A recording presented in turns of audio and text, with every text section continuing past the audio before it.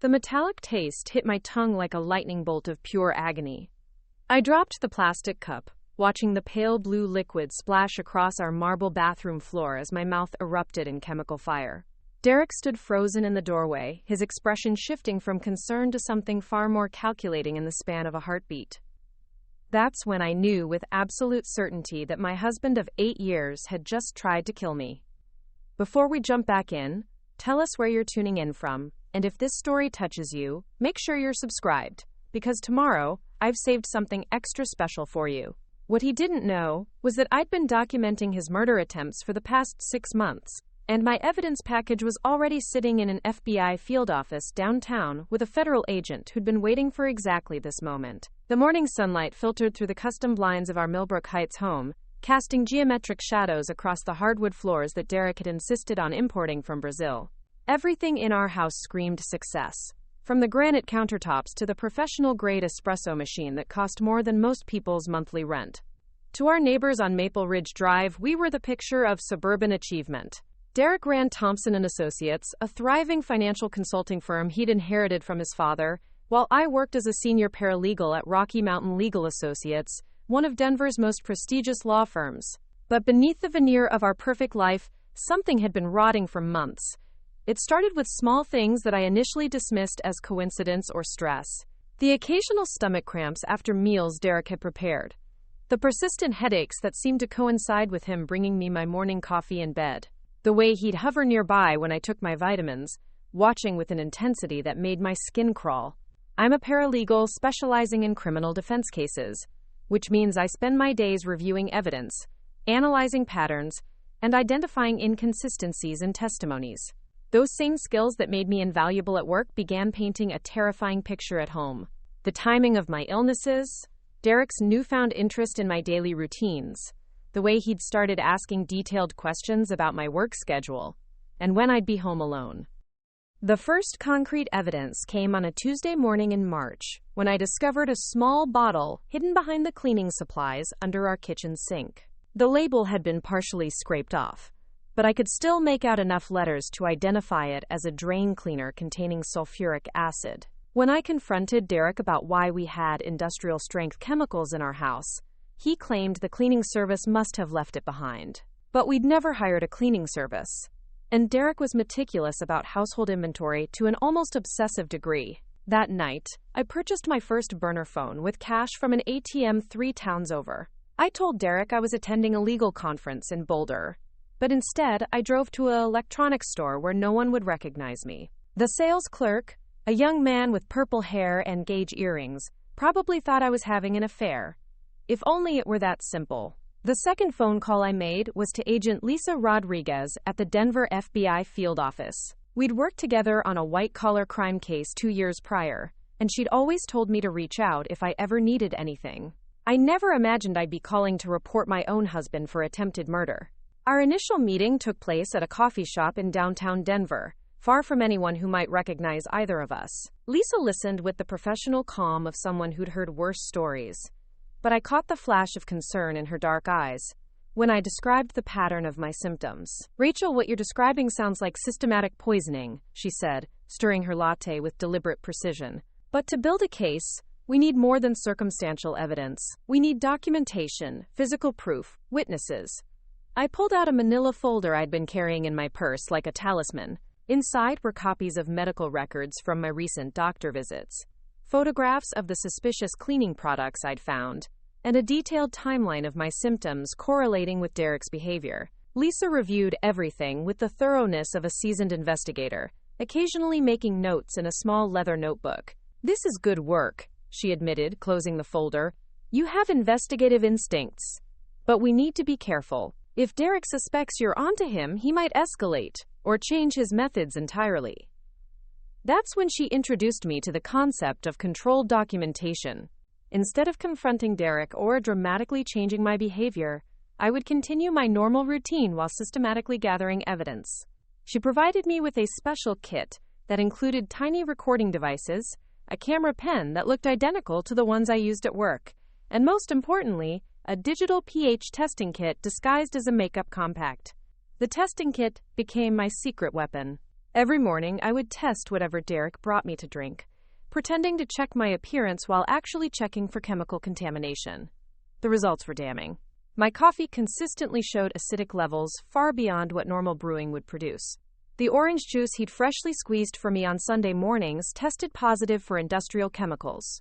Even the bottled water he'd so thoughtfully placed on my nightstand showed traces of substances that had no business being in drinking water. But Derek was clever, perhaps more clever than I'd initially given him credit for. He varied his methods, never using the same substance twice in a row, never maintaining a predictable pattern. Some days my drinks would test clean, which initially made me doubt my own suspicions, until I realized he was intentionally creating inconsistency to make me question my sanity. The psychological aspect of his campaign was almost as devastating as the physical poisoning. He'd express concern about my health, suggesting I might be working too hard or dealing with stress. He'd recommend I see a doctor, then offer to drive me to appointments where he'd sit in the waiting room like a devoted husband. During consultations, he'd mention my recent mood changes, my forgetfulness, my tendency toward paranoia about work-related issues. Dr. Sarah Kim, my primary physician, began documenting symptoms that could easily be attributed to anxiety or depression. Fatigue, digestive issues, difficulty concentrating, irritability. Derek was building a medical record that would support a narrative of mental instability, creating a foundation for explaining away any accusations I might eventually make. But I was building my own record. Every interaction with Derek was now captured on the tiny recording devices Lisa had provided. I documented his questions about my schedule, his offers to prepare meals or drinks, his suggestions about my mental health. I photographed the locations where I found suspicious substances, tested everything he gave me to consume, and maintained detailed logs of my symptoms with timestamps and chemical readings. The most chilling discovery came when I found Derek's computer unlocked while he was in the shower. Years of marriage had made him careless about privacy around me, never imagining I'd have reason to investigate him. His browser history revealed extensive research into undetectable poisons, symptoms of various chemical exposures, and most disturbing of all, our life insurance policy details. I discovered that Derek had increased my life insurance coverage to $2 million just 6 months ago, claiming it was a prudent financial decision given my career advancement. He'd also researched the policy's suicide clause, apparently ensuring that accidental death would still result in a full payout. The methodical nature of his planning was terrifying in its thoroughness. But Derek wasn't working alone. Text message threads revealed communications with his business partner Kevin Walsh, discussing, quote, the Rachel situation in vague terms that nonetheless suggested conspiracy. There were also frequent exchanges with Dr. Michael Torres, a family physician who'd known Derek since childhood. Dr. Torres had been providing Derek with information about various medications and their effects, supposedly for a fictional novel Derek claimed to be writing. The most damning evidence was a series of emails between Derek and his mother, Patricia Vance, who ran the financial side of Thompson Associates. Patricia had apparently been pressuring Derek about our marriage for months, expressing concerns about my growing influence over the business, and suggesting that Derek needed to, quote, handle the situation before it becomes a liability. I began to understand that this wasn't just about life insurance money. Derek's consulting firm had been struggling financially, and I'd been asking too many questions about irregularities I'd noticed in their client accounting. My background in legal documentation had made me naturally curious about certain transactions that didn't seem to follow proper protocols. Without realizing it, I'd stumbled onto evidence of potential fraud involving elderly clients and their investment portfolios. Patricia saw me as a threat to the family business, and Derek had apparently decided that eliminating me was preferable to risking exposure of their financial crimes. The poisoning campaign served a dual purpose. It would remove me from the equation while simultaneously providing Derek with a substantial insurance payout to solve his financial problems. Lisa Rodriguez proved to be an invaluable ally throughout this process. She guided me through proper evidence collection techniques, helped me understand legal protocols, and most importantly, provided the emotional support I needed to maintain my facade of normalcy while living with someone who was systematically trying to kill me. The hardest part she explained during one of our covert meetings, is maintaining your normal behavior while gathering evidence. Derek can't suspect that you know what he's doing, or he might change tactics entirely. Some poisoners, when they feel cornered, escalate to more violent methods. She arranged for regular check-ins with medical professionals who could monitor my health while documenting the effects of Derek's poisoning attempts. Dr. Amanda Foster, a toxicologist working with the FBI, regularly tested my blood and hair samples, building a comprehensive medical record that would support criminal charges. The emotional toll of living with this knowledge was almost unbearable. Every meal became a potential attempt on my life. Every thoughtful gesture from Derek carried sinister implications. When he brought me soup during a particularly bad bout of symptoms he'd caused, I had to smile and thank him while secretly testing the broth and recording our conversation. But perhaps the most difficult aspect was the isolation. I couldn't confide in friends or family without potentially compromising the investigation. I had to maintain relationships and social obligations while carrying the knowledge that my husband was trying to murder me. Preparing and narrating this story took us a lot of time, so if you are enjoying it, subscribe to our channel. It means a lot to us. Now back to the story. At dinner parties, I watched Derek charm our neighbors and colleagues, playing the role of devoted husband while I smiled and nodded, knowing exactly what he was capable of.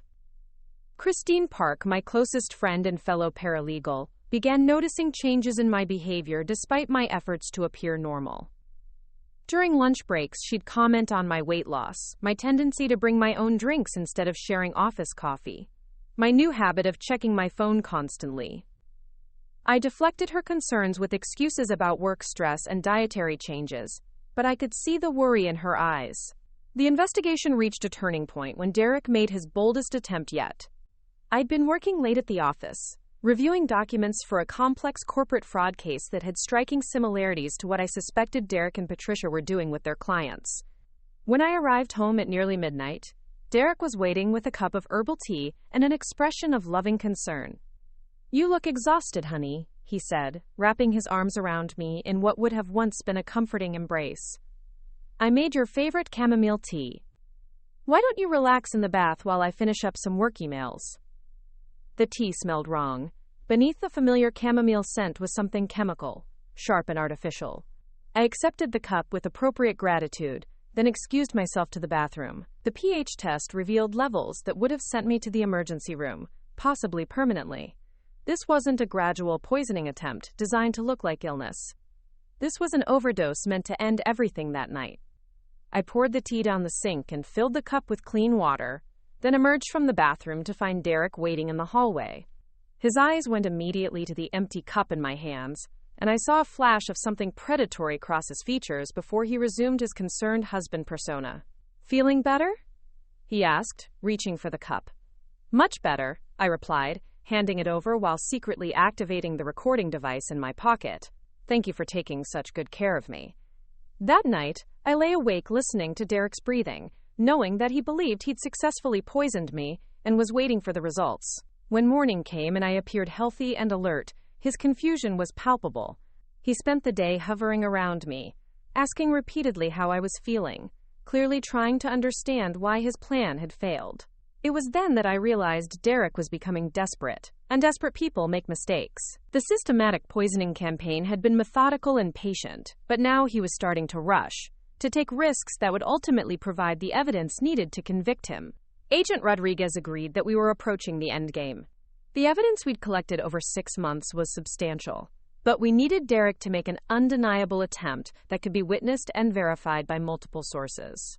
She proposed a controlled scenario where Derek would be given the opportunity to poison me in a setting where every detail could be documented and observed.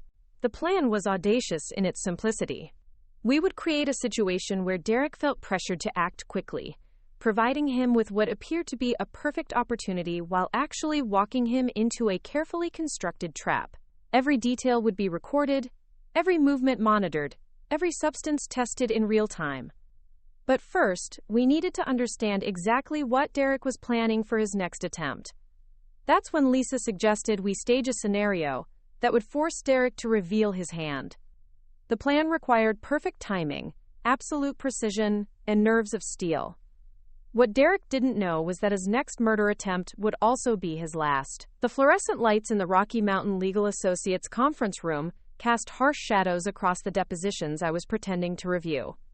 In reality, my attention was focused on the burner phone hidden beneath a stack of case files, waiting for Agent Rodriguez's text confirming that our surveillance team was in position around Derek's office building. Today marked the beginning of what Lisa called active monitoring, where we would deliberately create opportunities for Derek to reveal his methods while ensuring my safety through constant observation.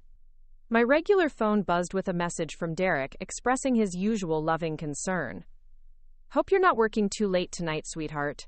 I'm picking up dinner from that Italian place you love. See you at 7. The timing was perfect, exactly as we'd anticipated.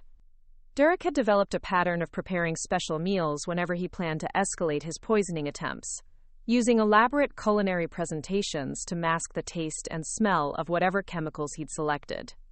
Christine Park knocked on the conference room door, carrying 2 cups of coffee from the break room. Her timing wasn't coincidental either.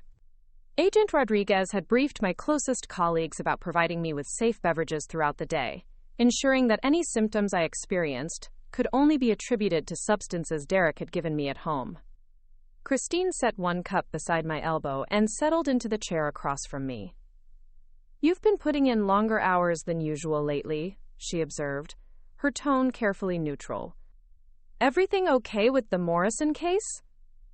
The Morrison case was our code for discussing my situation without arousing suspicion from anyone who might overhear. I appreciated Christine's subtle way of checking on my well-being, while maintaining the cover story that my recent behavior changes were related to a particularly challenging client. "The Morrison case is reaching a critical phase," I replied, meeting her eyes briefly. "Some of the evidence we've uncovered is more complex than we initially realized. I expect things will move quickly once we present our findings." Christine nodded, understanding the subtext. She'd been briefed about providing me with alibis and witnesses for my whereabouts during key periods, ensuring that Derek couldn't claim I'd been alone when symptoms appeared. Her presence also served as a reality check during moments when the stress of living with a potential murderer made me question my own perceptions. After Christine left, I reviewed the day's timeline with obsessive attention to detail. Agent Rodriguez had explained that successful prosecution would require demonstrating a clear pattern of Derek's behavior, showing premeditation rather than impulsive actions. Every interaction needed to be documented, every anomaly recorded, every conversation preserved for potential use in court proceedings. My desk phone rang at exactly 4:30, right on schedule. Derek's voice carried the warm, caring tone that had once made me feel cherished, but now sent chills down my spine. "Rachel, honey, I know you mentioned feeling run down lately, so I scheduled you an appointment with Dr. Torres for tomorrow morning. He had a cancellation, and I thought it would be good for you to get checked out." Dr. Michael Torres, Derek's childhood friend who'd been providing information about various medications and their effects. The same Dr. Torres whose text messages I'd photographed during my covert investigation of Derek's phone. The appointment was clearly another step in Derek's campaign to build a medical record supporting his narrative of my declining mental and physical health. "That's very thoughtful," I responded, making notes on a legal pad while speaking. "What time is the appointment?" 10 in the morning. I'll drive you there myself. We can grab brunch afterward at that place near the medical center." Another meal opportunity, another chance for Derek to introduce substances into my system while appearing to be a devoted husband caring for his ailing wife. I confirmed the appointment while Agent Rodriguez's voice echoed in my memory, reminding me that each of these interactions was bringing us closer to building an airtight case. The drive home to Millbrook Heights gave me time to mentally prepare for the evening ahead. Our neighborhood looked deceptively peaceful in the late afternoon sunlight, with manicured lawns and expensive cars in every driveway. The Hendersons next door were grilling on their patio, the smell of charcoal and marinades drifting across our property line. Mrs. Chen from across the street waved from her garden, where she was tending to the roses that had won the Homeowners Association's Landscaping Award 2 years running. None of our neighbors suspected that behind the facade of our picture-perfect home, a methodical murder plot was unfolding. To them, Derek and I were the successful young couple who'd moved in 5 years ago, contributing to community events and maintaining our property to neighborhood standards. Derek coached Little League Baseball on weekends, and I volunteered at the annual charity auction. We were the embodiment of suburban achievement. Derek's BMW was already in the driveway when I arrived, which meant he'd left his office early to prepare whatever elaborate dinner he'd planned for tonight. I sat in my car for a moment, activating the recording device concealed in my purse and checking that the emergency contact feature on my phone was functioning properly. Agent Rodriguez had insisted on multiple backup communication methods, knowing that poisoning victims often experienced confusion or incapacitation that could prevent them from calling for help. The smell of garlic and herbs greeted me when I opened the front door, along with Derek's cheerful voice calling from the kitchen. He'd clearly been busy during the time between his text message and my arrival home, transforming our dining room into an elegant romantic setting, complete with candles and our wedding china. "Perfect timing," Derek said, emerging from the kitchen with an apron tied around his waist and a smile that would have seemed genuine to anyone who didn't know what I knew. "I thought we could have a nice quiet dinner together. No work talk, no distractions, just us." The subtext was clear. Derek wanted me isolated and focused on consuming whatever he'd prepared, without outside interruptions that might interfere with his plans. I hung my coat in the hallway closet, taking the opportunity to adjust the tiny camera concealed in my lapel pin, ensuring it had a clear view of the dining area. "This is wonderful," I said, accepting the glass of wine Derek offered while mentally noting its unusual amber color. "What's the occasion?" "Do I need an occasion to romance my beautiful wife?" Derek replied, his hand resting possessively on the small of my back as he guided me toward the dining room. "I know things have been stressful lately with your work schedule and not feeling well. I thought we could just focus on each other tonight." The wine glass felt heavier than normal in my hand, and I wondered what Derek had added to increase its weight. The pH testing kit disguised as a makeup compact was in my purse, but I needed to find an excuse to test the wine without arousing suspicion. Derek was watching me intently, clearly expecting me to drink immediately. "Let me just freshen up quickly," I said, setting the glass on the dining room table. "I feel like I've been wearing this suit all week." Derek's expression flickered with something that might have been irritation before he recovered his loving husband persona. "Of course, sweetheart. Don't take too long, though. Everything will get cold." The bathroom mirror reflected a woman who looked increasingly thin and tired, the physical toll of months of low-level poisoning evident in my pale complexion and the dark circles under my eyes. But my eyes were alert and focused, burning with the determination that had sustained me through this nightmarish period. I tested the wine sample I'd discreetly transferred to a small vial, watching the pH strips change colors that confirmed my suspicions. When I returned to the dining room, Derek had plated what appeared to be his famous chicken marsala, a dish he'd prepared countless times during our marriage. But tonight's version looked different somehow, the sauce a shade darker than usual, the aroma carrying undertones that hadn't been present in previous preparations. "This looks incredible," I said, settling into my chair while Derek remained standing, clearly waiting for me to begin eating. "You've outdone yourself." "I added a few special ingredients tonight," Derek replied, his eyes never leaving my face. "Some herbs I picked up at that gourmet shop downtown. I think you'll find the flavor very interesting." The conversation continued, with Derek asking detailed questions about my day, my workload, my stress levels, all while encouraging me to eat and drink. I responded with appropriate detail while consuming as little as possible, using techniques Agent Rodriguez had taught me for appearing to eat, while actually transferring most of the food to my napkin. Derek's questions became increasingly specific as the meal progressed. How was I sleeping? Had I experienced any dizziness lately? Any unusual symptoms that might indicate I should see a doctor? His inquiry felt like a medical consultation disguised as marital concern, as if he were monitoring the effectiveness of his poisoning campaign. "Actually, I have been feeling a bit off lately," I admitted, playing into the narrative Derek was clearly trying to establish. "Some stomach issues, occasional headaches. Nothing serious, but persistent enough to be annoying." Derek's expression brightened with what someone else might have interpreted as relief, that I was finally acknowledging my health problems. To me, It looked like satisfaction that his methods were producing the desired effects. "That's exactly why I made the appointment with Dr. Torres," Derek said, reaching across the table to take my hand in what appeared to be a gesture of loving support. "He's known me since we were kids. If anyone can figure out what's going on with you, it's Mike." The physical contact sent revulsion through my entire body, but I forced myself to squeeze Derek's hand affectionately while fighting the urge to recoil. His skin felt unnaturally warm, and I wondered if he was experiencing some kind of physiological response to the stress of orchestrating my murder. After dinner, Derek suggested we watch a movie together on the couch, another departure from our usual evening routine. He'd selected a romantic comedy from our streaming service, something light and cheerful that would keep us in the living room for approximately 90 minutes. I recognized the strategy from my legal training. Derek was establishing a timeline and ensuring I remained in his presence while whatever he'd given me took effect. The couch cushions felt softer than usual as I settled beside Derek, who immediately wrapped his arm around my shoulders in a gesture that would have appeared affectionate to any observer. But I could feel the tension in his muscles, the way he kept checking his watch, the subtle positioning that allowed him to monitor my breathing and alertness level. 20 minutes into the movie, I began experiencing the familiar symptoms that had become routine over the past several months.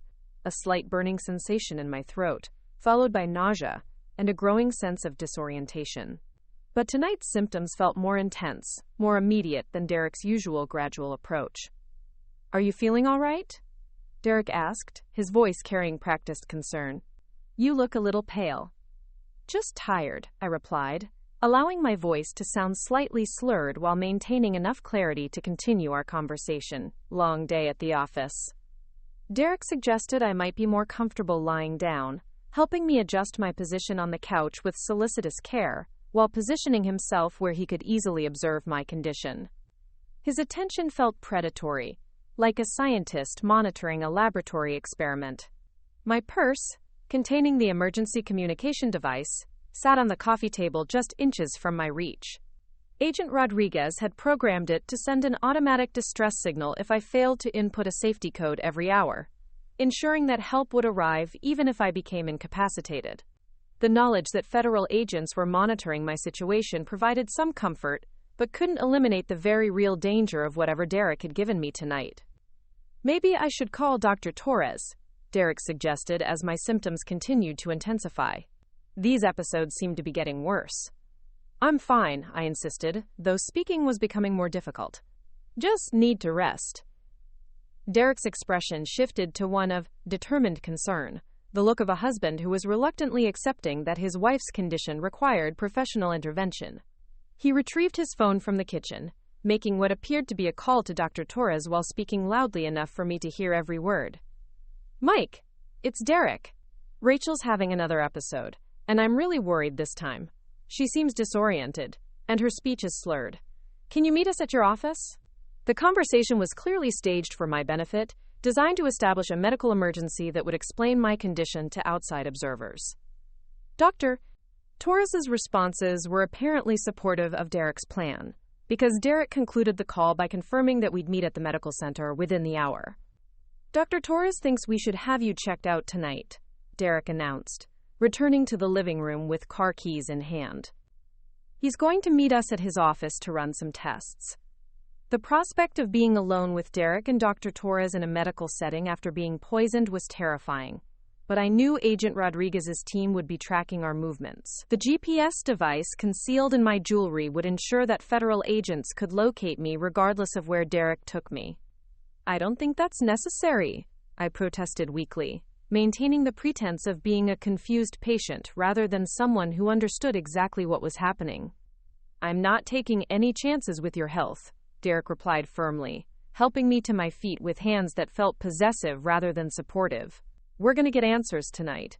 The drive to Dr. Torres's office passed in a haze of intensifying symptoms and Derek's constant monitoring of my condition.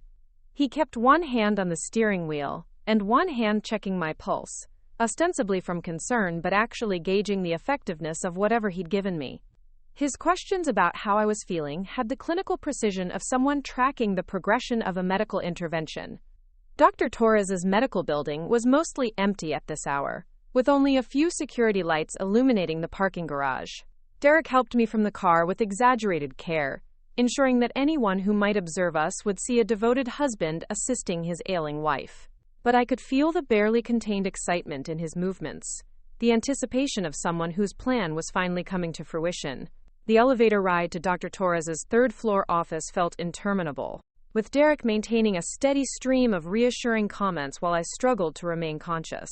The symptoms were unlike anything I'd experienced during Derek's previous attempts, more intense and affecting my coordination in ways that made me genuinely frightened about what he'd used tonight. Dr. Torres greeted us at his office door with the professional demeanor of a physician responding to an emergency call, but there was something in his eyes, a flicker of knowledge that suggested he was far more involved in Derek's plans than his concerned colleague act would indicate. "Let's get her examined right away," Dr. Torres said, guiding us toward an examination room, while Derek provided a detailed account of my symptoms and their progression throughout the evening.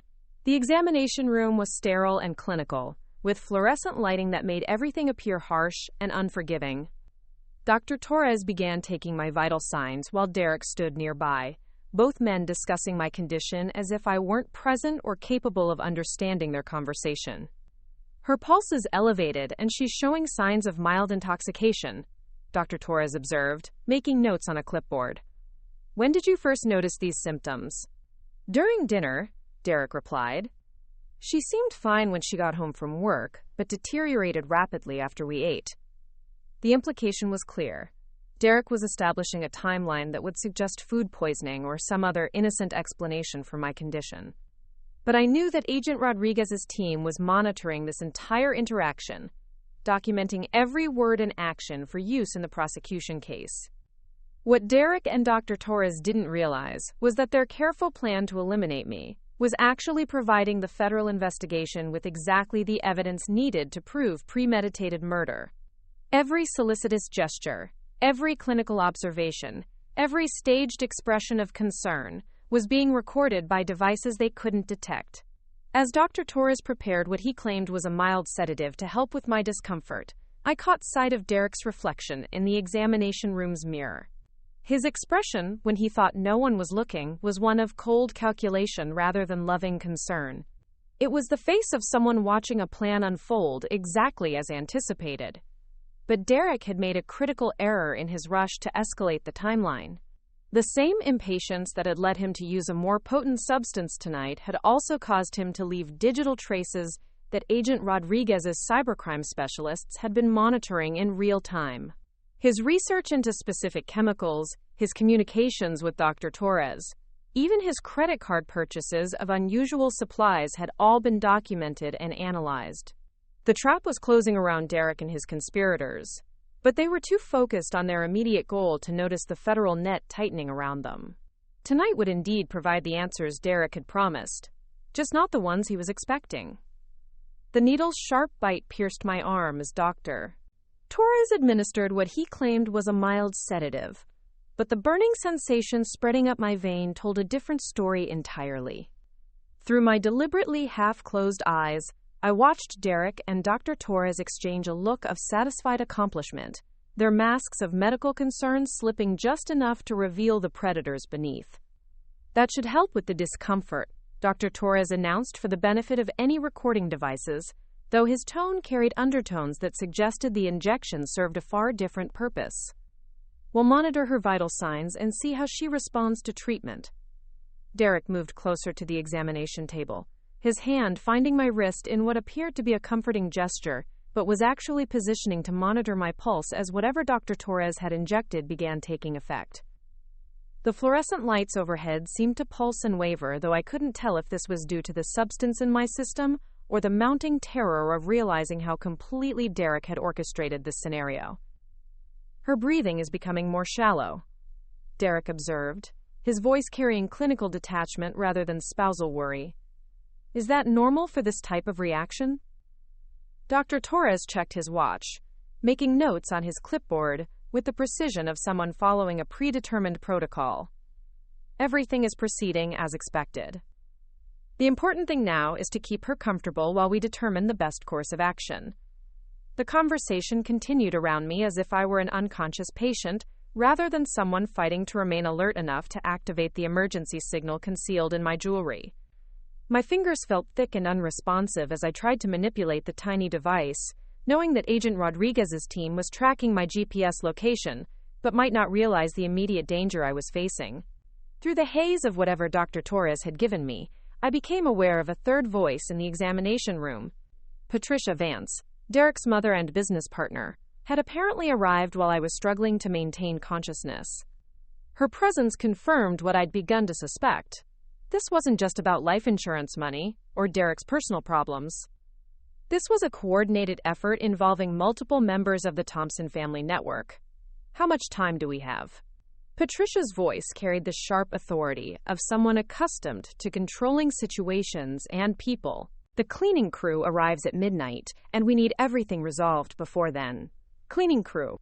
The euphemism sent ice through my veins, despite the growing warmth spreading through my limbs from whatever Dr. Torres had injected. They weren't discussing janitorial services. They were talking about disposing of evidence, which meant they were planning for my death to occur within the next few hours. The dosage was calculated based on her current weight and the buildup from previous exposures, Dr. Torres replied, consulting what appeared to be detailed medical charts. Combined with tonight's dinner preparation, we should see complete respiratory depression within 90 minutes. Derek's hand remained on my wrist, monitoring my pulse with the focused attention of someone timing a chemical reaction. His touch, once comforting and familiar, now felt like a countdown timer marking my approach toward death. But Derek had underestimated both my resilience and the federal investigation that had been building around him for months. The GPS tracker in my wedding ring was broadcasting my exact location to Agent Rodriguez's team, while the audio recording devices concealed throughout my clothing continued capturing every word of their conversation. Most importantly, the emergency protocol I'd activated before leaving home had already triggered automatic alerts to multiple law enforcement agencies. But Derek, Dr. Torres, and Patricia were too focused on their immediate plans to notice the subtle signs that their conspiracy was about to collapse. Patricia had begun discussing logistics, with the cold efficiency of someone who'd orchestrated similar scenarios before, making me wonder how many other people had died to protect the Thompson family's financial interests. The medical examiner will need a clear cause of death, Patricia was saying, reviewing documents she'd produced from a leather briefcase. Michael, your records show a pattern of declining health, anxiety, possible substance abuse. The toxicology results will support accidental overdose. Dr. Torres nodded, indicating a file folder thick with fabricated medical records. I've documented multiple visits for stress-related symptoms, prescribed medications for anxiety and depression, noted concerns about her mental stability. There's a clear progression towards self-destructive behavior. The scope of their planning was breathtaking in its thoroughness. They hadn't just decided to kill me. They'd spent months constructing an alternative narrative that would explain my death as suicide or accidental overdose. Every interaction with Dr. Torres, every medical appointment Derek had insisted upon, had been designed to create a paper trail supporting their version of events. Derek's monitoring of my pulse became more frequent, as whatever Dr. Torres had given me continued circulating through my system. My vision was becoming increasingly blurry, and maintaining the pretense of unconsciousness required enormous effort. But years of legal training had taught me to listen carefully even when appearing incapacitated, and I was documenting every detail for potential use in prosecution. We should move her to the private recovery room, Dr. Torres suggested, glancing at his watch again. More comfortable environment, better acoustics, complete privacy from the night security rounds. The private recovery room was clearly where they planned for me to die, away from the main examination areas where my body might be discovered by innocent staff members. Patricia's earlier reference to a cleaning crew suggested they had professional help arranged for disposing of evidence and creating whatever scene would support their manufactured story. As they prepared to move me, I managed to activate the final component of the emergency protocol Agent Rodriguez had designed. The signal would alert federal agents that I was in immediate mortal danger, triggering an emergency response that would bring law enforcement to my exact location within minutes. The wheelchair they used to transport me to the recovery room felt like a funeral bier, but I clung to the knowledge that help was racing toward Dr. Torres's medical building. Through partially closed eyes, I watched the corridors pass by, memorizing every detail of the route in case I needed to navigate these hallways independently. The recovery room was smaller and more isolated than the examination area, with soundproof walls and no windows facing the building's exterior. Patricia had clearly chosen this location specifically for its privacy and containment features. Medical equipment lined the walls, including devices that could easily mask the sounds of someone dying from chemical poisoning. "Her pulse is becoming thready," Derek observed, his clinical monitoring continuing as they positioned me on the recovery room bed. "How much longer until complete system failure?" The casual way Derek discussed my impending death revealed the complete absence of any genuine feeling for me. Our 8-year marriage, our shared experiences, our intimate moments together had all been meaningless to him when weighed against his financial problems and family loyalty. I was simply an obstacle to be eliminated with the same coldness he might show toward any business competitor. Dr. Torres began setting up additional monitoring equipment, ostensibly to track my vital signs during treatment, but actually to document the precise timing of my death. The machine's electronic beeping created an ominous soundtrack to their conversation about cleanup procedures and alibis. "Derek, you'll need to be seen at the Silver Pine Country Club within the next hour," Patricia instructed, consulting a detailed timeline written in her precise handwriting. "Order drinks at the bar, engage the bartender in memorable conversation, establish your presence during the critical window." The Silver Pine Country Club was where Derek would create his alibi, surrounded by witnesses who would testify that he was nowhere near Dr. Torres's office when his wife died from an apparent accidental overdose. Every aspect of their plan had been choreographed to deflect suspicion and create reasonable doubt about Derek's involvement. But Patricia had made a crucial error in her meticulous planning. Her discussion of alibis and timelines was being recorded by devices the federal investigation team had planted throughout Dr. Torres's office building during the previous week. Agent Rodriguez had obtained warrants based on my evidence, allowing them to monitor every room where Derek might take me. The burning sensation in my veins was intensifying, making it increasingly difficult to maintain the pretense of unconsciousness. Whatever Dr. Torres had injected was designed to cause a slow but inevitable shutdown of my respiratory system, creating the appearance of natural medical failure rather than obvious poisoning. Through the haze of approaching unconsciousness, I heard Patricia making a phone call to someone she addressed only as the specialist. Her side of the conversation involved confirming arrival times, access codes, and disposal procedures that left no doubt about the professional nature of their operation. "Everything will be clean by morning," Patricia concluded, ending the call with satisfaction. "The official story will be that Rachel suffered a medical emergency during a routine consultation, despite Dr. Torres's heroic efforts to save her." Derek's hand remained on my wrist, tracking my weakening pulse with the dedication of someone whose financial future depended on my death occurring within the predicted time frame. But his focus on my vital signs prevented him from noticing the subtle sounds of movement in the building's corridors outside the recovery room.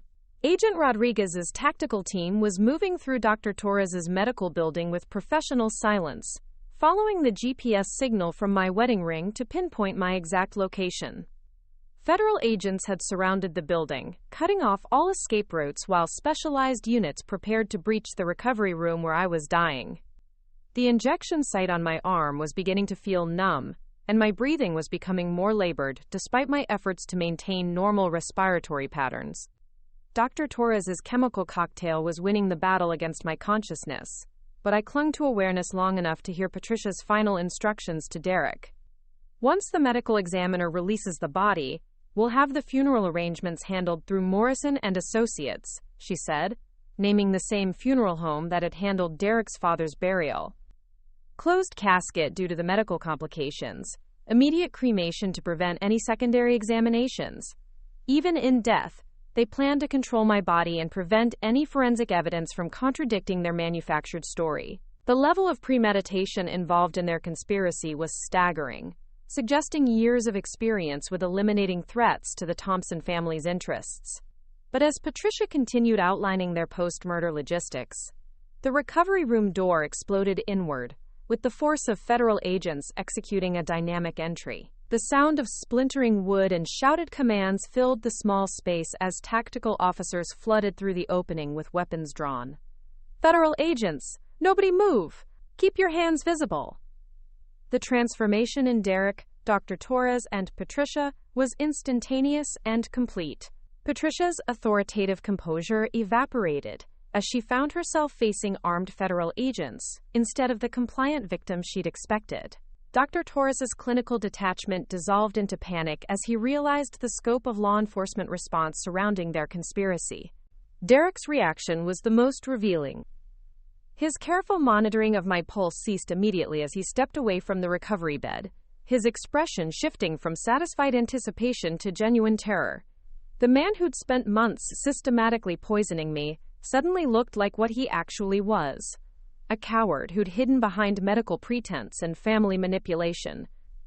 Agent Rodriguez entered the recovery room behind the tactical team, her professional demeanor masking what I knew was significant personal investment in my survival. She'd spent months building this case, risking her career on the evidence I'd gathered while living with a would-be murderer. "Rachel, can you hear me?" Agent Rodriguez's voice cut through the chaos of federal agents securing the scene and reading rights to the conspirators. "Medical assistance is en route. You're safe now." The words seemed to come from very far away, but they carried the weight of absolute authority. The federal government of the United States had just intervened to prevent my murder, validating every risk I'd taken during months of covert investigation. Derek's plan hadn't just failed. It had provided law enforcement with irrefutable evidence of conspiracy to commit murder. Paramedics arrived within minutes, equipped with antidotes and treatments specifically designed to counteract the chemical cocktail Dr. Torres had administered. Agent Rodriguez had briefed emergency medical teams about the likely substances involved, ensuring that appropriate countermeasures would be immediately available. As the antidotes began taking effect and my consciousness started returning, I could hear Agent Rodriguez methodically reading charges to Derek, Dr. Torres, and Patricia. Conspiracy to commit murder, attempted murder, fraud, racketeering, and a dozen other federal crimes that would ensure lengthy prison sentences for everyone involved. Derek's protests about misunderstandings and medical emergencies fell on deaf ears as federal agents discovered the detailed timeline Patricia had brought, complete with alibi schedules and cleanup procedures. Dr. Torres's attempt to claim he was treating a medical emergency collapsed when agents found his detailed notes calculating lethal dosages based on my body weight and previous chemical exposures. But it was Patricia's reaction that provided the most satisfaction. The woman who'd orchestrated my murder with cold efficiency was now demanding to speak with lawyers and making threats about federal overreach. Her imperious authority had evaporated the moment she realized that months of careful planning had been monitored and documented by law enforcement professionals. The recovery room, which had been intended as my death chamber, became instead the scene of the Thompson family conspiracy's complete collapse. Every word they'd spoken, every calculation they'd made, every procedural detail they'd discussed had been recorded and would be used to ensure their convictions. As consciousness fully returned, and the antidotes neutralized Dr. Torres's chemical attack, I realized that surviving Derek's murder attempt was only the beginning. The evidence we'd gathered would expose a network of corruption and violence that extended far beyond my individual case, potentially saving other victims from similar fates. Agent Rodriguez remained beside the recovery bed as medical teams completed their treatment, her expression carrying both professional satisfaction and personal relief. The federal investigation that had begun with my phone call about suspicious poisoning had evolved into a major prosecution case involving multiple conspirators and years of criminal activity. Derek, Dr. Torres, and Patricia were led away in handcuffs, their carefully constructed plot having provided law enforcement with everything needed for successful prosecution. The medical building that was supposed to be my tomb had instead become the site of their comprehensive defeat. But even as federal agents secured the scene and documented evidence, I knew the most dramatic revelations were still to come. The conspiracy to murder me was part of a larger criminal enterprise, And Derek's desperation to eliminate me had exposed secrets that would destroy everything the Thompson family had built through decades of fraud and manipulation. The morning sun streamed through the hospital windows as I reviewed the final batch of evidence that would seal Derek's fate. Agent Rodriguez sat beside my bed, her laptop displaying bank records that painted a devastating picture of financial desperation and premeditated murder. What we'd uncovered in the 48 hours since Derek's arrest went far beyond a simple insurance fraud scheme. The Thompson family's financial consulting business was a front for the largest elderly exploitation ring Colorado has seen in decades, Agent Rodriguez explained, scrolling through documentation that showed systematic theft from retirement accounts. Derek wasn't just trying to kill you for the life insurance money. You'd stumbled onto evidence that could have sent the entire family to prison for the rest of their lives. The scope of their criminal enterprise was staggering. Thompson Associates had been targeting elderly clients with cognitive impairments, gradually transferring their assets to shell companies controlled by Patricia Vance. Dr. Torres had been providing medical evaluations that declared these clients mentally incompetent, allowing Derek to assume power of attorney and liquidate their life savings. My laptop displayed the encrypted files I'd been gathering for months, now expanded with additional evidence seized during the federal raids. The pattern was unmistakable. Elderly clients would consult Thompson and Associates for retirement planning, undergo medical evaluations with Dr. Torres that questioned their mental capacity, then gradually lose control of their assets through a series of legal maneuvers orchestrated by the family. We've identified at least 37 victims over the past 5 years, Agent Rodriguez continued, her voice carrying the weight of professional outrage. Combined theft totaling over $14 million from people who trusted the Thompson family with their financial security. The revelation explained Derek's increasing desperation over recent months. I hadn't just been asking uncomfortable questions about irregular transactions. I'd been inadvertently documenting a massive criminal conspiracy that had been operating under the guise of legitimate financial planning. My legal background and attention to detail had made me a direct threat to their entire operation. Christine Park arrived with coffee and newspapers, her expression mixing relief at my survival with horror at the revelations emerging from the federal investigation. As my closest friend and fellow legal professional, she'd been following the case developments with the intensity of someone who understood the complexities involved. The Denver Post is calling it the largest financial fraud case in state history, Christine said, spreading newspapers across my hospital bed table. They're comparing it to the Bernie Madoff scandal, but focused on elderly victims who had no recourse when their money disappeared. The newspaper headlines painted Derek and his family as monsters who'd preyed on the most vulnerable members of society. But what struck me most forcefully was how their willingness to commit murder had exposed decades of systematic theft that might otherwise have continued indefinitely.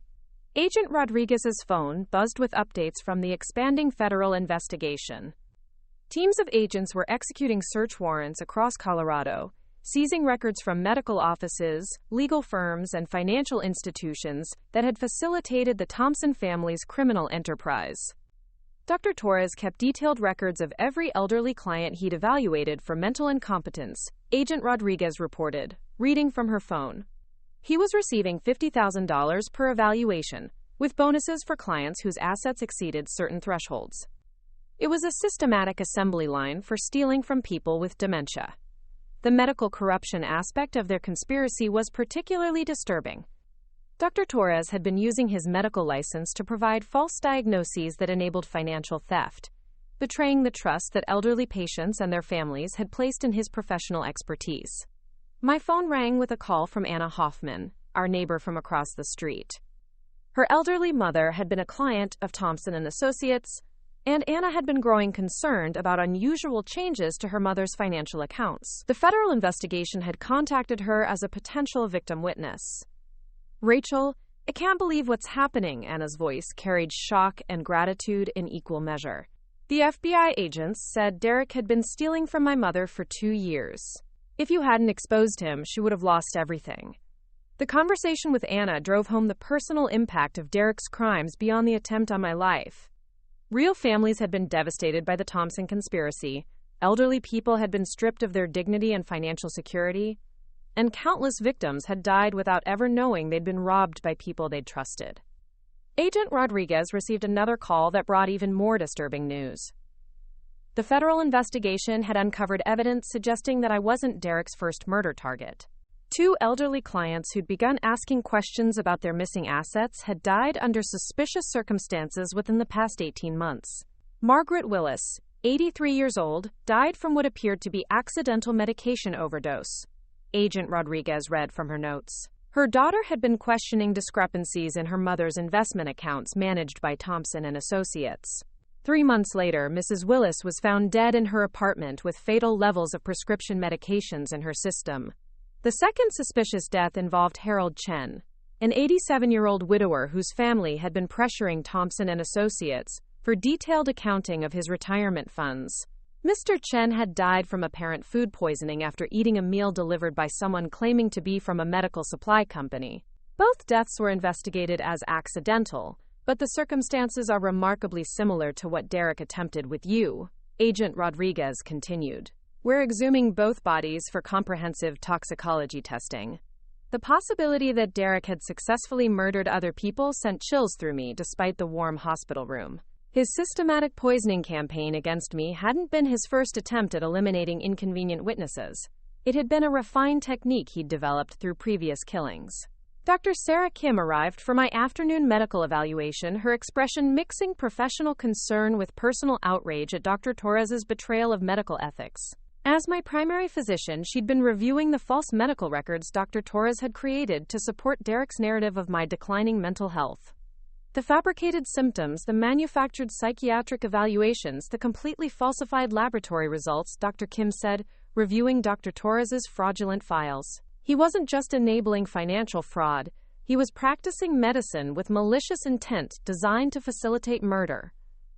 The medical evidence would be crucial for prosecution, demonstrating that Derek's poisoning campaign had been systematic and premeditated, rather than impulsive or accidental. Dr. Torres's detailed notes about calculating lethal dosages based on my body weight and previous chemical exposures would prove conspiracy to commit murder beyond any reasonable doubt.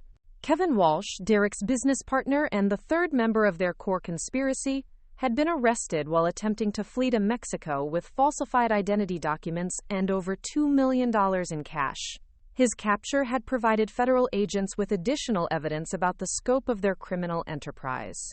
Walsh kept backup records of every fraudulent transaction, Agent Rodriguez reported, showing me photos of file cabinets seized from Walsh's home office. He was apparently planning to blackmail Derek and Patricia if their partnership ever deteriorated.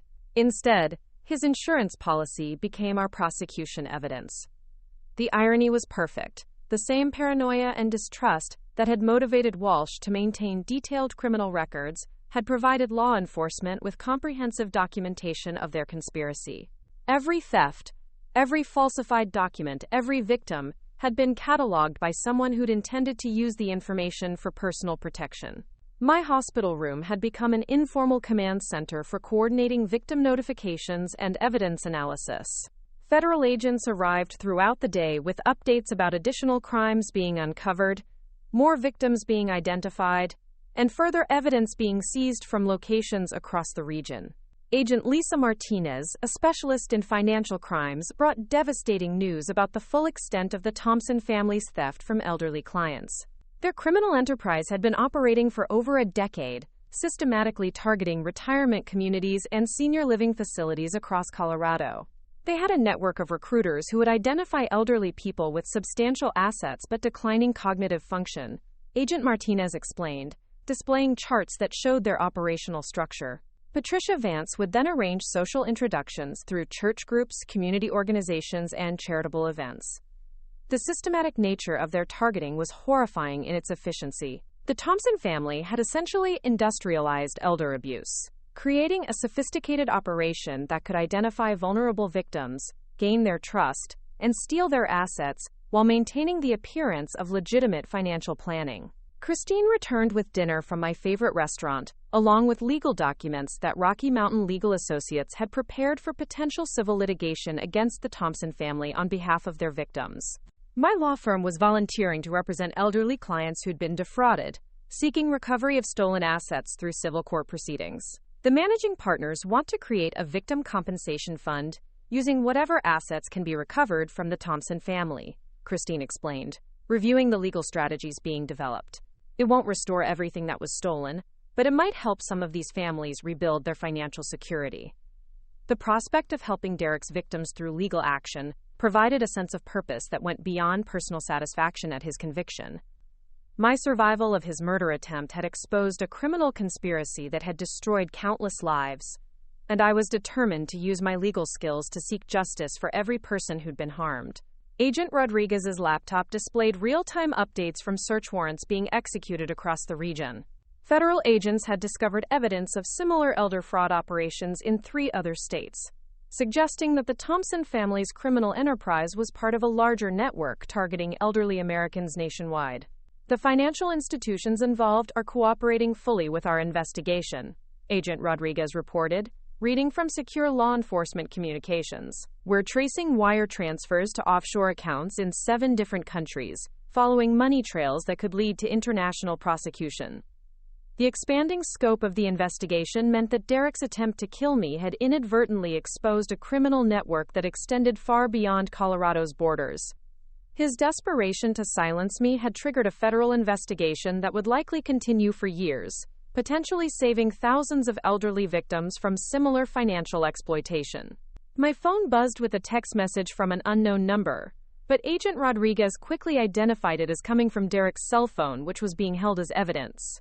The message had been sent automatically by software Derek had installed to monitor my location and activities, a digital stalking system that had continued operating even after his arrest. We found surveillance equipment throughout your house, GPS tracking devices on your car, and malware on your personal computers, Agent Rodriguez revealed, showing me evidence photos of the extensive monitoring network Derek had established. He'd been tracking your every movement for months, probably planning to use the information to establish alibis for your murder. The level of surveillance Derek had maintained was disturbing beyond the attempted poisoning. He'd turned our home into a prison where my every action was monitored and recorded, creating a digital cage that would have made escaping his murder plot nearly impossible under normal circumstances. Dr. Kim returned with final test results showing that the antidotes had successfully neutralized Dr. Torres's chemical cocktail, but the damage to my liver and kidneys would require ongoing monitoring for potential long-term effects. Derek's systematic poisoning campaign had left permanent traces in my body, a physical reminder of his sustained attempt to kill me. The good news is that your cognitive function appears completely unaffected, Dr. Kim reported, reviewing neurological test results. Whatever Derek was using to cause confusion and disorientation was temporary and hasn't caused lasting brain damage. The medical clearance meant I could be discharged from the hospital and begin participating more actively in the federal prosecution. Agent Rodriguez had arranged for protective custody at a secure location while Derek awaited trial, ensuring that any remaining members of his criminal network couldn't target me for retaliation. As evening approached, my hospital room filled with law enforcement officials, victim advocates, and legal professionals, coordinating the massive prosecution effort that had grown from my initial report of suspicious poisoning. The case had become a federal priority, with resources being allocated to ensure comprehensive investigation and successful conviction of everyone involved.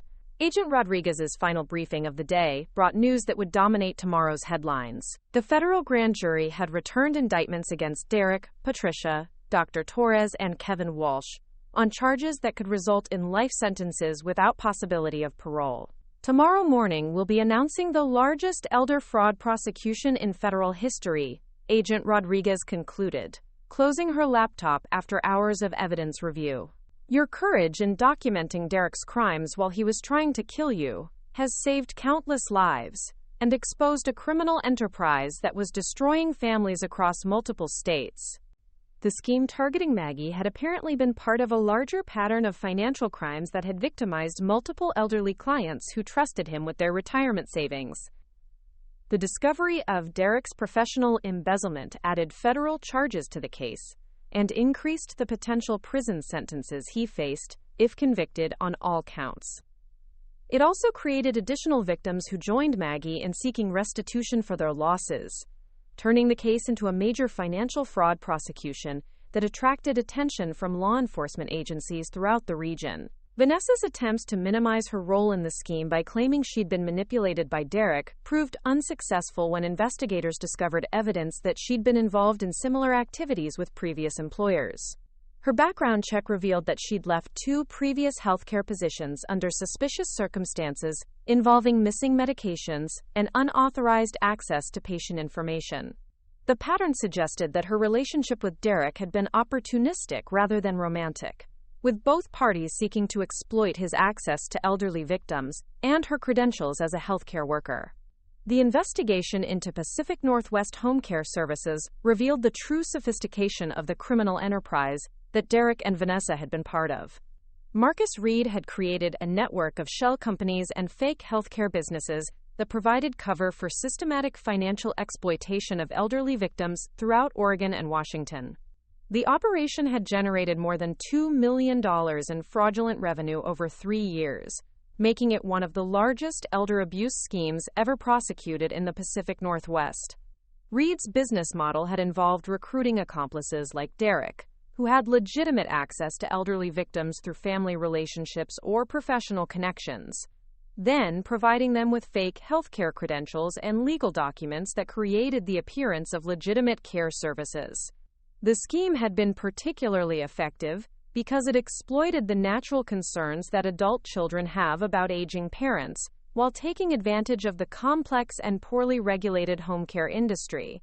The federal investigation revealed that Reed had been operating similar schemes in multiple states, using different business names and recruited accomplices to avoid detection by law enforcement.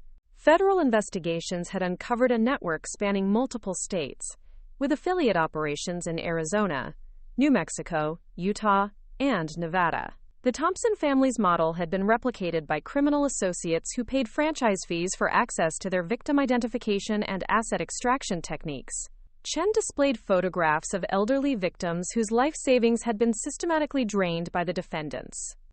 Margaret Willis, whose suspicious death had been reclassified as homicide after toxicology, revealed fatal levels of industrial chemicals. Harold Chen, whose apparent food poisoning had actually been caused by battery acid administered in his medication. Dozens of other faces representing stolen dreams and broken families. The medical examiner's testimony about the exhumed bodies had been particularly damning. Dr. Torres's method of slowly poisoning inconvenient victims had left distinctive chemical signatures that could be traced to specific industrial suppliers. The same chemicals Derek had used in his attempts to kill me were found in the remains of at least 6 elderly clients who'd questioned their missing assets. My own testimony had occupied 3 full days of the trial, walking the jury through Derek's systematic poisoning campaign while simultaneously documenting the evidence that exposed their entire criminal enterprise. The audio recordings, chemical test results, and photographic documentation I'd gathered during those terrifying months had provided the foundation for charges that would keep all defendants in federal prison for the rest of their lives. Defense attorney Sarah Phillips rose to present Derek's final appeal to the jury, but her arguments rang hollow against the overwhelming evidence of premeditated murder and systematic fraud. Her claim that Derek had been manipulated by his domineering mother couldn't explain the meticulous planning he'd invested in calculating lethal dosages or researching untraceable poisons. The prosecution wants you to believe that Derek Thompson is a calculating killer, Phillips argued, her voice lacking conviction. But the evidence shows a troubled man caught between family pressure and financial desperation, making poor decisions under extreme stress. The jury's expressions suggested they weren't buying the defense narrative. 18 months of media coverage had familiarized the public with the scope of the Thompson family's crimes, and Derek's attempt to poison me had become the symbol of their complete moral bankruptcy. Agent Rodriguez sat in the gallery behind the prosecution table, her presence a reminder of the federal investigation that had started with my desperate phone call and grown into a nationwide operation. She testified about the surveillance equipment found throughout my home, the digital stalking software on my devices, and Derek's research into various chemical poisons. The victim impact statements had been the most emotionally powerful portion of the trial. Anna Hoffman spoke about her mother's confusion and terror when she realized her life savings had disappeared. Robert Martinez described watching his father deteriorate from what he believed was natural aging, not knowing that Dr. Torres was systematically poisoning him to facilitate the theft of his assets. Christine Park had testified as a character witness, describing my behavior during the months when Derek was trying to kill me. Her observations about my weight loss, paranoia about food and drinks, and increasing isolation had helped establish the timeline of Derek's poisoning campaign. The financial evidence presented by forensic accountants revealed the staggering scope of the conspiracy. Over $40 million had been stolen from elderly victims, with money flowing through shell companies in 12 different countries before being converted into untraceable cryptocurrency or luxury assets. Patricia Vance's role as the operational mastermind had been established through thousands of documents seized from her home and office. She'd maintained detailed records of every victim, tracking their cognitive decline and asset values with the cold efficiency of someone running a legitimate business. Her notes included rankings of potential targets based on their vulnerability and financial worth. Dr. Torres's medical license had been permanently revoked, and his testimony had provided crucial insights into the psychological manipulation tactics used against elderly victims. His evaluations declaring clients mentally incompetent had been pure fiction, designed to facilitate legal guardianship transfers that allowed Derek to assume control of their assets. Kevin Walsh's cooperation with federal investigators had been limited but significant. His backup records had helped prosecutors trace money flows and identify additional victims, though his plea agreement still resulted in a 30-year federal sentence. His testimony about Patricia's leadership role had been particularly damaging to her defense. The international scope of the money laundering operation had attracted attention from financial regulators worldwide. Swiss banking authorities had frozen accounts containing over $8 million, while Cayman Islands officials had seized real estate purchased with stolen victim funds.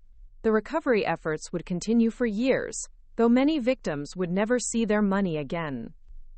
Judge Morrison called for a brief recess before jury deliberations, giving me an opportunity to step outside and process the surreal experience of watching my would-be murderer face justice for crimes that extended far beyond his attempt to kill me. The Denver skyline stretched before me, a reminder of the normal life I'd been fighting to reclaim. My phone buzzed with a message from Dr. Amanda Foster, the toxicologist who'd been monitoring my recovery from Derek's chemical attacks. The latest test results showed continued improvement in my liver and kidney function, with no signs of permanent damage from the systematic poisoning I'd endured.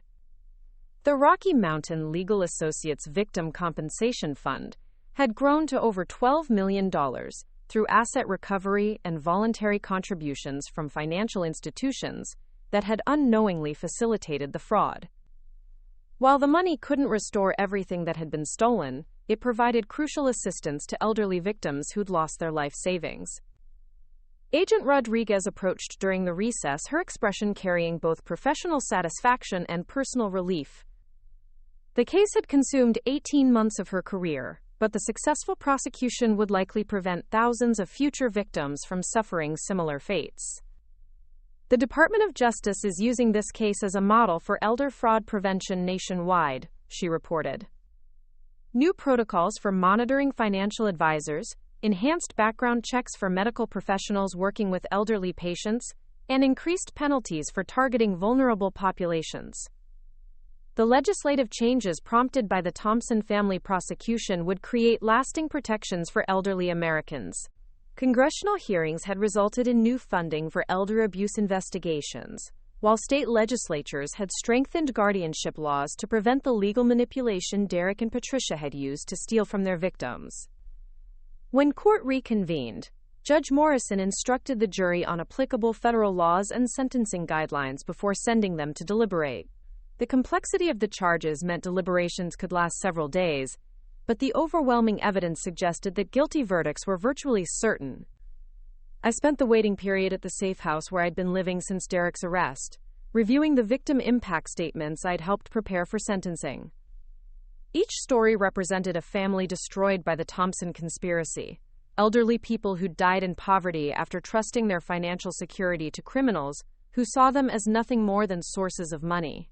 The call came at 11:30 on the second day of deliberations. The jury had reached unanimous verdicts on all counts against all defendants. I returned to the courthouse with Agent Rodriguez, knowing that this moment would finally bring closure to the nightmare that had begun with metallic-tasting mouthwash in my bathroom. Judge Morrison read the verdicts with the solemnity appropriate to the gravity of the crimes. Derek Thompson, guilty on 17 counts of attempted murder, conspiracy to commit murder, elder fraud, money laundering, and racketeering.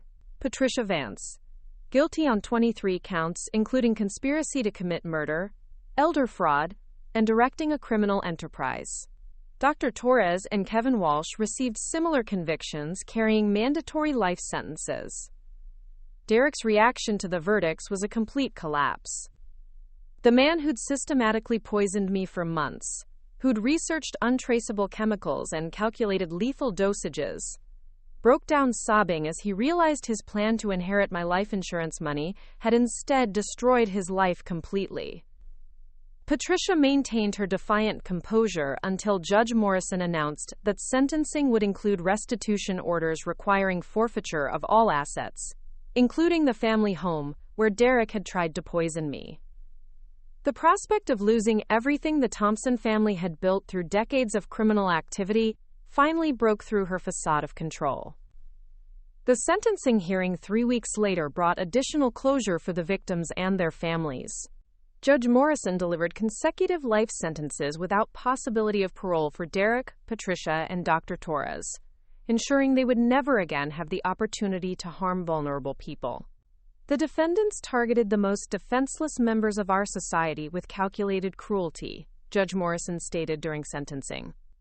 Their crimes represent a fundamental betrayal of trust that demands the most severe punishment available under federal law. Kevin Walsh received 45 years in federal prison, his cooperation with investigators earning a marginally reduced sentence that would still likely keep him incarcerated until he died. His testimony had been crucial for understanding the operational structure of the conspiracy, but his voluntary participation in stealing from elderly victims outweighed any benefit from his cooperation. The victim restitution ceremony took place 6 months after sentencing, with recovered assets being distributed to families who'd been defrauded by the Thompson conspiracy. While the amounts couldn't fully compensate for their losses, the ceremony provided symbolic closure and demonstrated that the justice system could sometimes recover what criminals had stolen. I used my portion of the restitution funds to establish the Colorado Elder Protection Foundation, focusing on education and prevention programs designed to help elderly people recognize and avoid financial exploitation.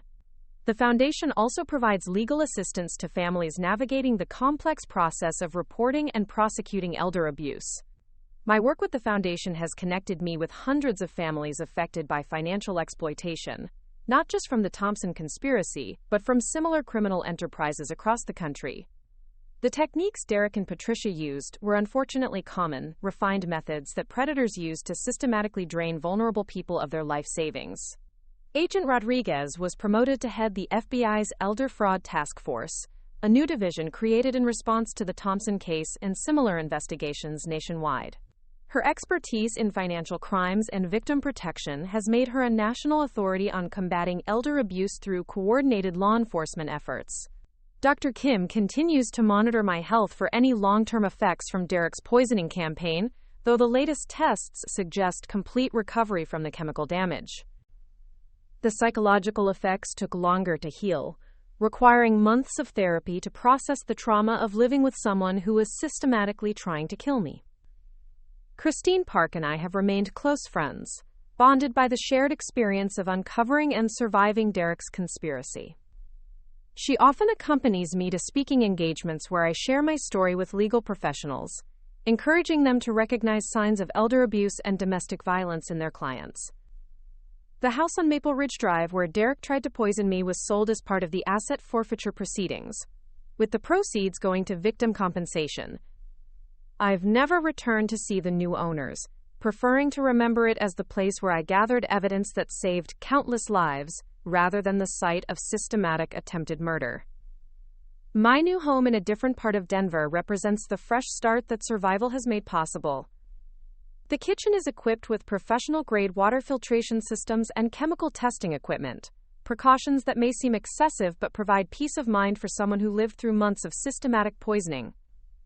The anniversary of Derek's arrest has become a day of reflection and recommitment to helping other victims of exploitation and abuse.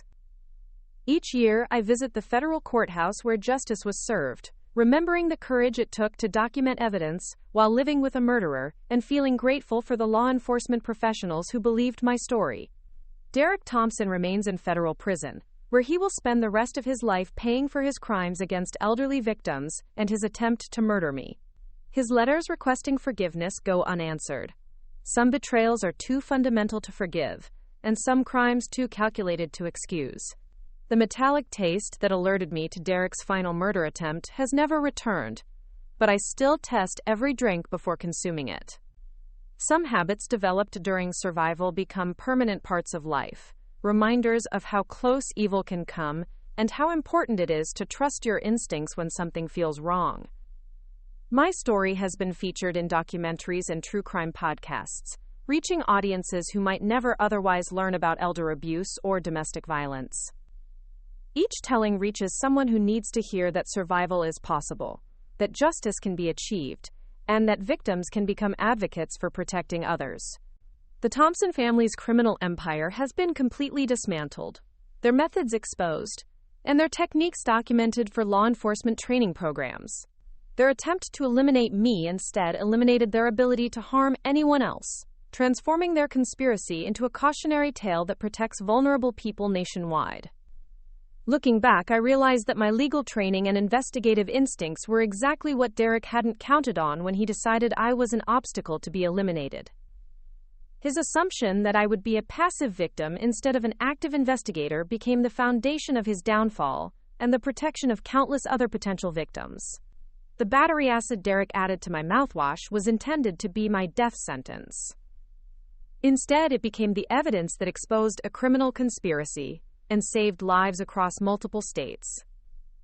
Sometimes justice comes in forms that criminals never anticipate, delivered by victims who refuse to die quietly. Up next, you've got 2 more standout stories right on your screen. If this one hit the mark, you won't want to pass these up. Just click and check them out.